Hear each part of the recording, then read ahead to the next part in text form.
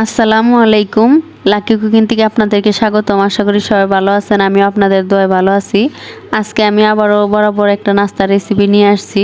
তো নাস্তাটা অল্প সময়ে তৈরি করব। এখানে নাস্তা তৈরি করার জন্য একটা মিক্সিং বল নিয়ে নিছি, আর 3 কাপ ময়দা নিয়ে নিছি, স্বাদ মতো লবণ দিয়ে দিলাম, দিয়ে এই যে মাঝখানে একটু ফাঁকা করে নিলাম। তারপরে আমি তেল দিয়ে দিচ্ছি, রেগুলার যে রান্নার তেলটা আছে সেই তেলটা দিয়ে ভালো করে একটু মিশিয়ে নিছি। এখন অল্প অল্প পানি দিয়ে একটা ডো তৈরি করে নিব। অবশ্যই পানিটা অল্প অল্প করে দিবেন, একেবারেই কিন্তু দিতে যাবেন না, তাহলে কিন্তু ডোটা একদম নরম হয়ে যাবে। তো এই দেখুন একটা ডো, সফট একটা ডো তৈরি হয়ে গেছে। এখন আমি ঢাকনা দিয়ে ঢেকে 10 মিনিটের জন্য রেখে দিব। আর এই ফাঁকে আমি যে ফুডটা আছে ওই ফুডটা তৈরি করে নিব। ভিতরে যেই আমি নাস্তার ভিতরে যে ফুডটা দিব সেটা, তো এখানে আমি একটা ডিম ফেটে নিয়েছিলাম, নিয়ে তারপরে এখানে আমি এই যে ভেজে নিচ্ছি। তারপরে নামিয়ে নিব, নামিয়ে নিয়ে তারপরে বাকি উপকরণগুলো আমি ভেজে নিব। হয়ে গেল ভাজা। অবশ্যই ডিমটা কিন্তু এভাবে আগে ভেজে নেবেন। এখন আমি পেঁয়াজ কাঁচামরিচ কুচি এগুলা দিয়ে দিচ্ছি, দিয়ে তেল দিয়ে দিচ্ছি, দিয়ে ভালো করে একটু ভেজে নিব।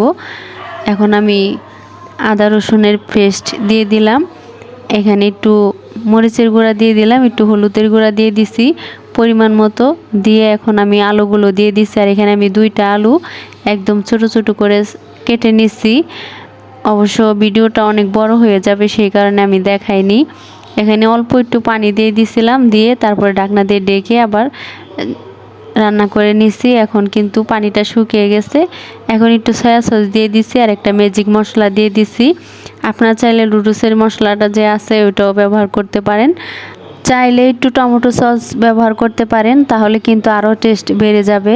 এখানে আমি একটু ধনিয়া পাতা দিয়ে দিলাম, দিয়ে তারপরে নেড়ে চেড়ে নামিয়ে নিব, কারণ যেহেতু আমার ফুডটা একদম রেডি হয়ে গেছে। আর এখানে আমি এই যে ডোটা 10 মিনিট রাখছিলাম, তো 10 মিনিট পরে চলে আসছে। আর এখানে লেচি কেটে নিচ্ছি। এখন আমি রুটি বানিয়ে নিব। দেখুন, আর রুটি কিন্তু আমরা কম বেশি সবাই বানাতে পারি, কিন্তু আমি এতটা ভালো বানাইতে পারি না। সবাই কিন্তু অনেক সুন্দর করে রুটি বানায়, আমার অনেক হিংসে হয়, কারণ আমি কম বেশি সব কাজই পারি, কিন্তু আমার রুটিটা অনেকটা সুন্দর হয় না, আমার এই জন্য ভালো লাগে না। তো দেখুন রুটিগুলো বানিয়ে নিচ্ছি, আর এখানে এই যে ধনিয়া পাতা দিয়ে দিলাম, এভাবে দিয়ে আবার একটু বেলে নিচ্ছি। তারপরে দেখুন আমি ভিতরে এই যে ফুডটা দিয়ে দিব, দিয়ে চাইলে অন্য একটা ডিজাইনও করতে পারেন, তো আমি এভাবেই তৈরি করব। আর যখন আমি অর্ধেকটা কাজ শেষ করছি তখন কিন্তু কারেন্ট চলে গেছিলো। তো এই দেখুন একটা বানিয়ে নিলাম, আমি আবারও আরেকটা তৈরি করে নিব। আর এখন এই যে চুলায় একটা প্যান বসিয়ে দিচ্ছি, দিয়ে একটু ঘি দিয়ে দিলাম। আপনারা চাইলে রান্না করার যে রেগুলার তেলটা আছে সেই তেলটাও দিতে পারেন।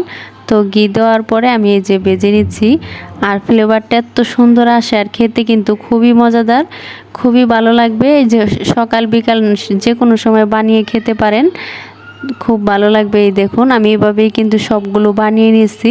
আর এই যে দেখুন কতটা ফুলে যাচ্ছে, একবার এভাবে বানিয়ে দেখবেন। তো এই পরিবেশন করে দেখাচ্ছি, আমি কিন্তু 5টা বানাইছি, তো 2টা কিন্তু আগেই খাওয়া হয়ে গেছে, আর এই 3টা আমি যে পরিবেশন করে দেখালাম, দেখুন কতটা সুন্দর হয়েছে। আপনারা চাইলে কিন্তু মোজারেলা চিজও এখানে দিতে পারেন। তো ভিডিওটি ভালো লাগলে অবশ্যই কমেন্টস করে জানাবেন। সবাই ভালো থাকবেন, সুস্থ থাকবেন। আল্লাহ হাফেজ।